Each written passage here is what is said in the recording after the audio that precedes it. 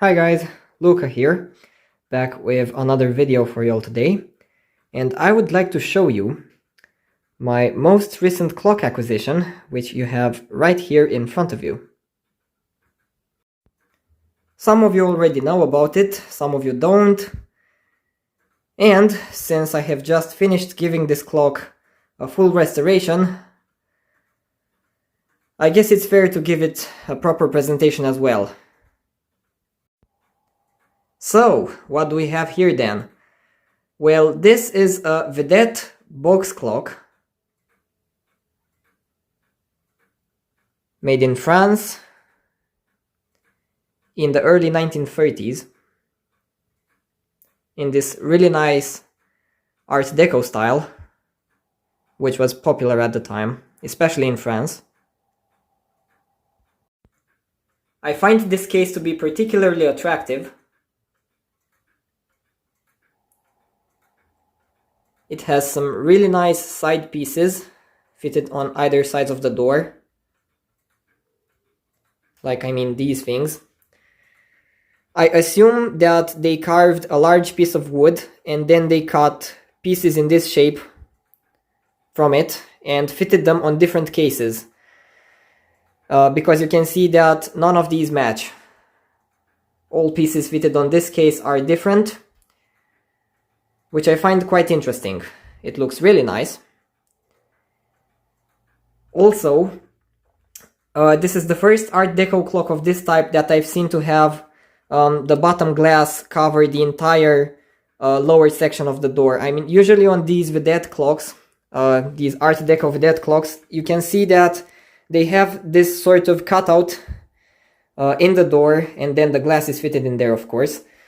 But on this one, the entire bottom part of the door houses this nice beveled glass fitted in the metal frame.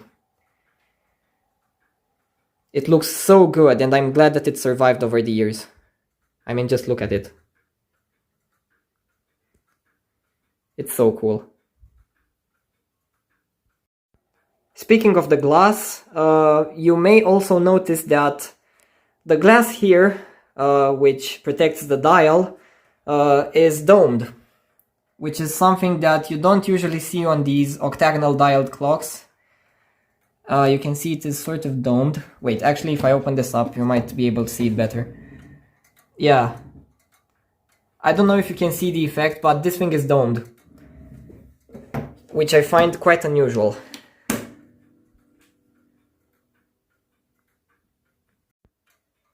This lovely case houses one of Vedette's famous chiming movements, which they've used for quite a long period of time, in fact. I mean, ever since the foundation of Vedette in 1920, they've used the same chiming movement with very little change for about 40 years. I'm not quite familiar with more recent Vedette chiming movements, but the movement inside this clock, or the design, was used for at least 30 years, which is quite interesting, I'd say. It's not a bad thing, since this is one of my favorite movements to exist. So, yeah, that's cool, I guess. I'll let you have a look at the pendulum swinging, which has a mirror finish. And yes, I know there are two dents in it. I don't want to try and straighten the surface of the bulb, because I'm afraid I'll just make it worse. So yeah. Interestingly enough, this clock has this special holder in there for the key.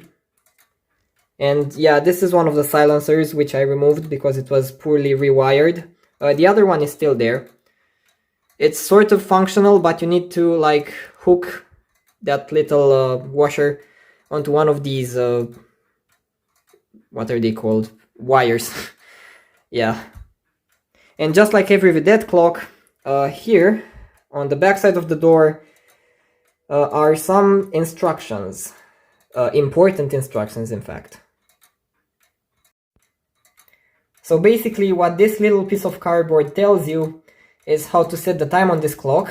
It tells you to first move the minute hand to midday and let the clock chime. then move the hour hand to the desired hour, and then move the minute hand to the correct minute. And it also tells you not to worry if the chime is out of sync, because it will automatically correct itself in no more than 2 hours. The movement of this clock runs for 8 days on a full winding, and as most of you probably already noticed, this thing is a dual chime. That little piece of cardboard up there helps you select the chime you want this clock to play. The clock plays Westminster and Frere Jacques, which is a French song, a popular French song which you might remember from your childhood and not only. And Vedette is the only manufacturer that ever used this chime on their clocks. So, now you know what makes this clock special and why it's here essentially. These Frere Jacques chiming clocks are highly desirable. They are far less common than their Ave Maria counterparts, since Vedette also made dual chiming wall clocks like this with the Ave Maria de Lourdes chime. This clock has 10 rods. 4 of them are on the left side and are used by the strike, and the other 6 are used to play the chimes on the right side. The chime selector is right there, hidden behind the dial. And now I think I'll finally let you hear this clock chime, because I know that's what you really want. So yeah, I'll start with Frere Jacques, and then I'll switch to Westminster.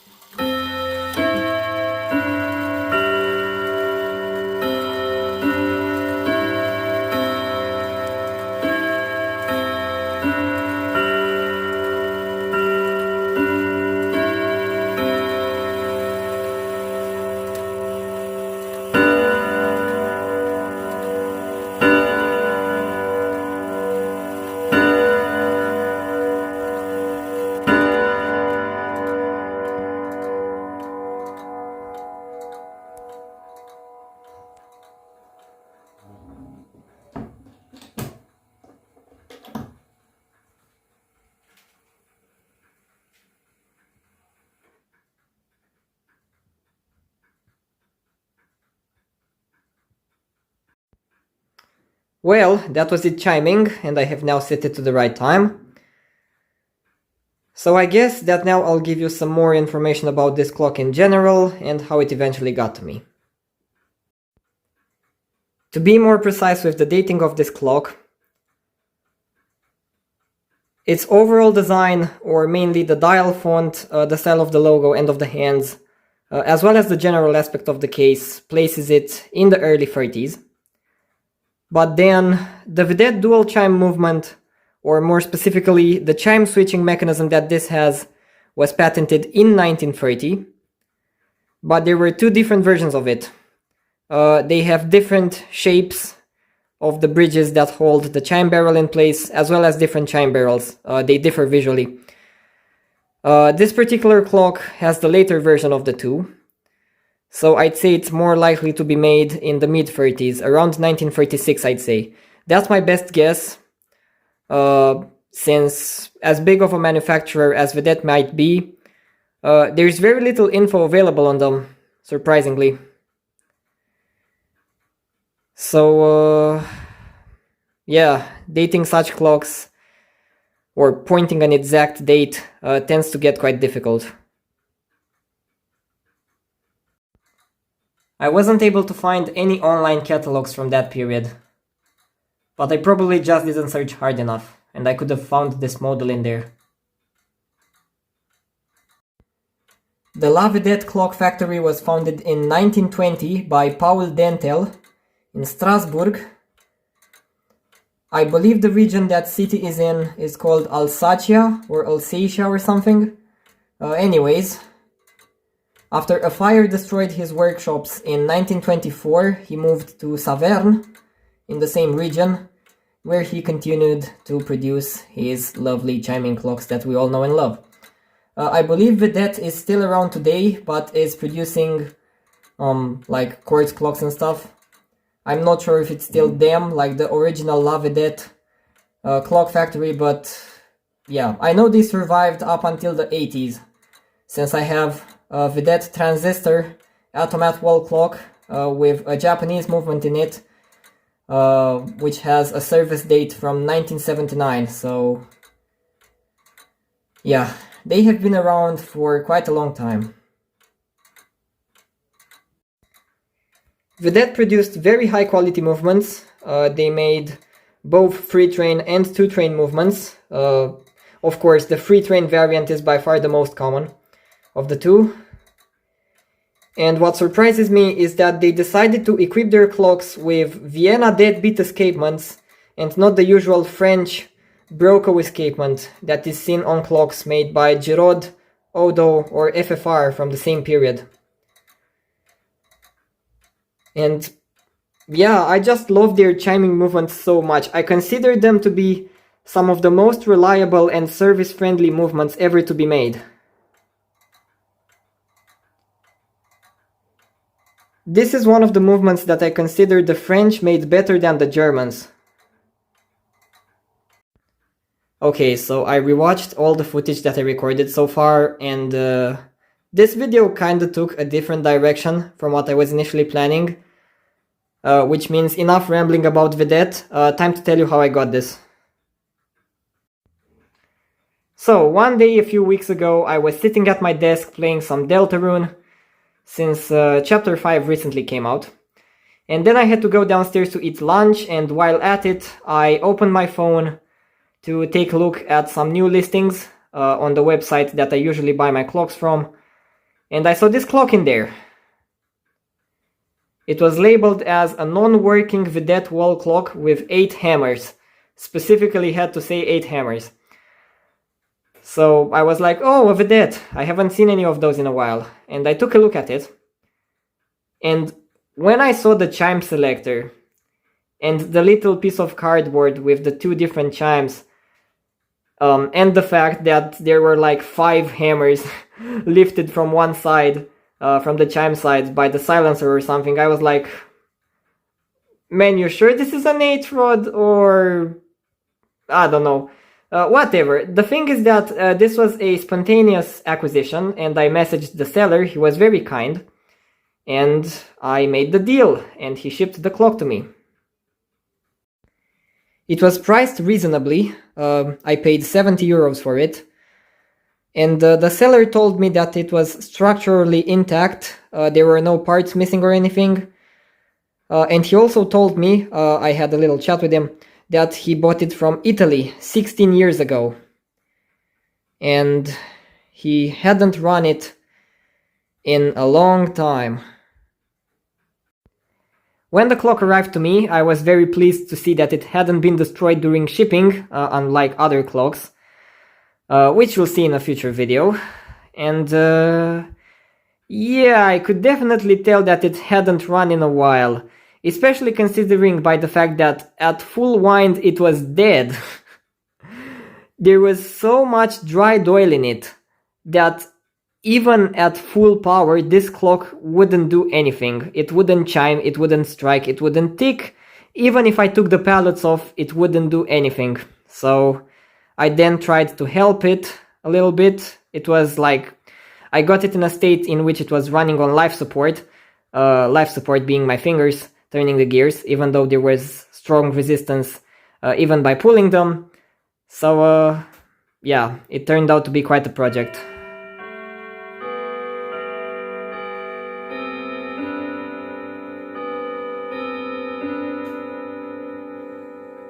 Yeah, alright.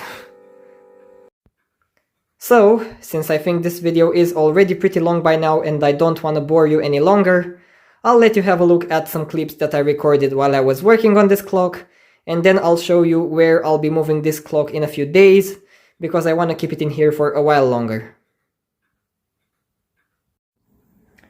So, it's a rather cloudy Tuesday afternoon and I decided to fiddle around with my new Vedette for a bit. And there it is going. It's quite a surprise.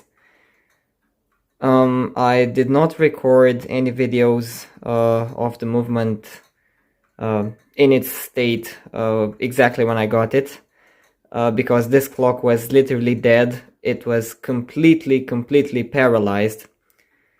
And last night I managed to unstick the chimes, so the clock could actually chime on its own. It still didn't run or strike, so I got it from the state of dead to having a stroke.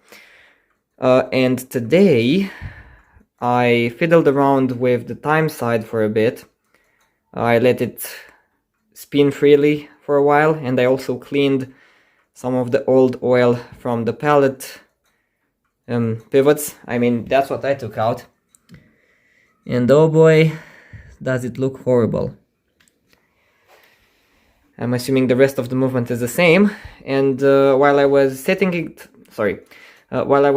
up on test, the clock started striking on its own, and it scared me. So the clock is basically unstuck now, and it can actually run completely by itself. Nice. Okay, so I've had a little bit of an unfortunate incident with this movement just now. And what can I say? Lesson learned. Always double check whenever you have a movement sitting on the side of something and you want to turn it around, especially when it has the pendulum leader on. Why am I saying this? Well, this movement was sitting on this side facing that way, and I wanted to inspect it to see what was wrong with the chiming. It just wouldn't stop chiming, and I wanted to see what was wrong with it.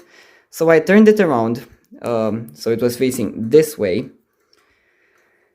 And I kept fiddling with it, and at some point I noticed that the chimes simply wouldn't trigger anymore. They were literally dead, and when I looked on the back, the pendulum leader was bent into the chime barrel, and the original suspension spring is now broken.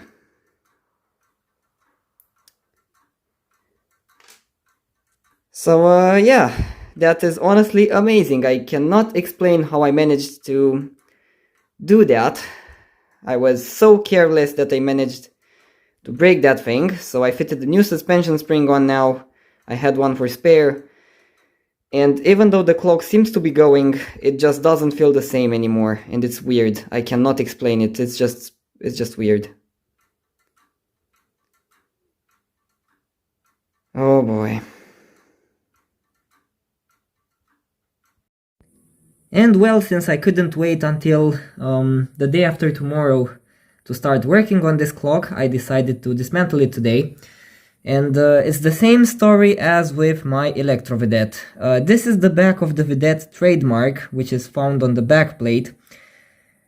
And again, this thing was stuck on the back plate because it had a whole lot of dried oil on the back, as you can see here. And I still can't understand why and how oil got there. I mean, why would you oil this thing? What does it help the clock with if you oil the back of the trademark? And you can see where it stood for the last couple of years or so. It's just stupid. And yeah, this is the movement. I'm currently dismantling it. And I'm having difficulties in removing the time spring. I have no idea why it won't come out. The arbor has to, you know, come out through the front. And the other springs were fine. This one isn't, and I have no idea why. So I guess I'll have to keep on trying. And here is the movement finally dismantled. Now I got to clean up in here and find some containers to put all these bits in. I have already sorted them on categories. And yeah, I discovered why the clock wouldn't stop chiming. So here's the chime control lever. You know, the thing that interacts with the count wheel and stuff. This is the side which contacts the plate, like where it's pivoted on the front plate, and you can see that it is full of green, solid, dried oil.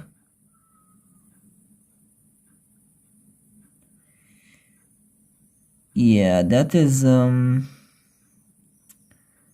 horrible. And it also had this lever on the other side between the plates. It's the thing that triggers the striking. And it's just the same. Just look at that.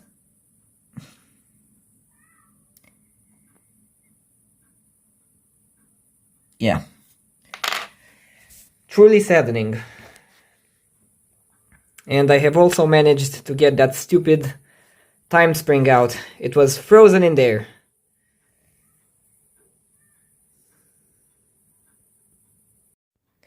Well, 2 days have passed, and I have received this lovely little gift that I have here. Even the Electro Vedette is excited to see it. So yeah. I wonder what it could be.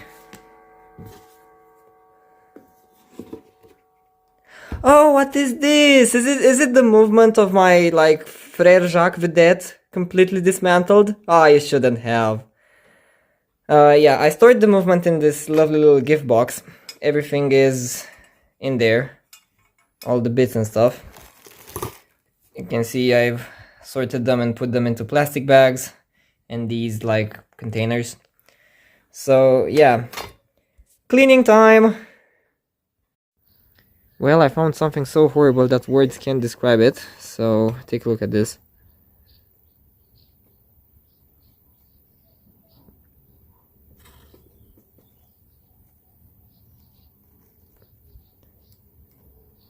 Yeah.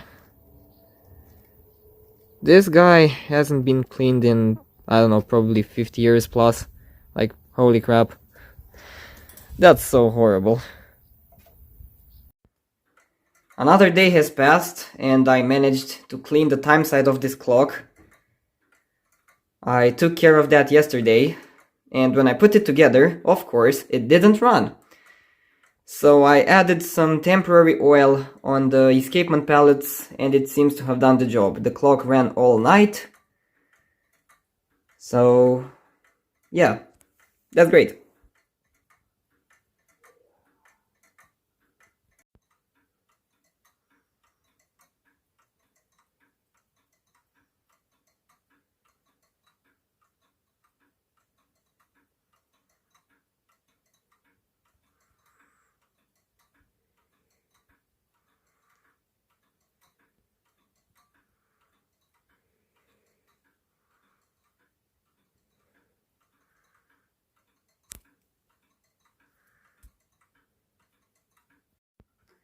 So, today's this clock's third day of testing and I'd say that it runs pretty well now. I've watched it closely and I can confidently say that it has been fixed.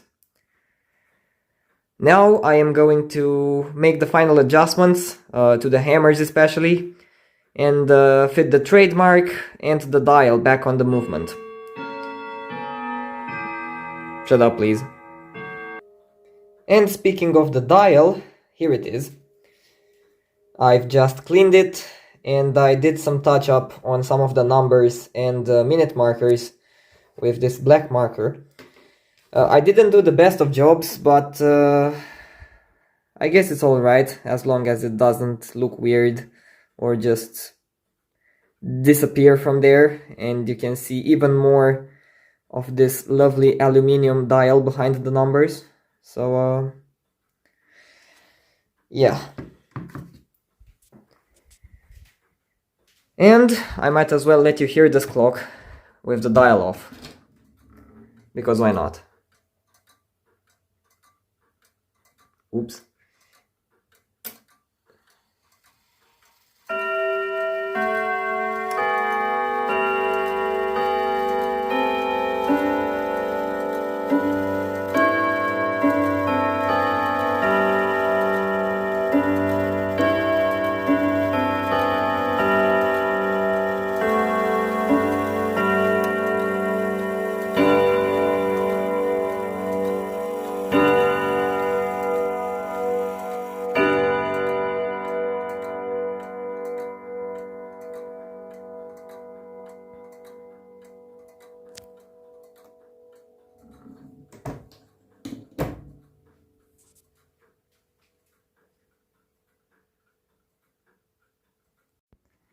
The nail on which this Junghans box clock is hanging now is the place where the dual chiming Vedette will be staying. But until then, I want to keep it occupied, so I hung this clock in here, since I have no place to put it. I moved the mote over there, and I don't know, I'm probably going to put a longer bottom board on this clock, since you can see there's a height difference between the door and the bottom of the case. And then I'll have this clock sit on the floor, and move this one down here and put the Vedette in there. So yeah. And that's all that I have to show for today. Thank you all so much for watching this video, even though I know it's quite long and maybe some of you were lost on the way. But regardless, I hope that you found it interesting and that perhaps you learned something new. And until next time, I don't know, do something productive. Fix your clocks, or, I don't know, find your own Frere Jacques Vedette or something. So yeah, I was Luca, and we'll see each other again some other time. Bye bye for now.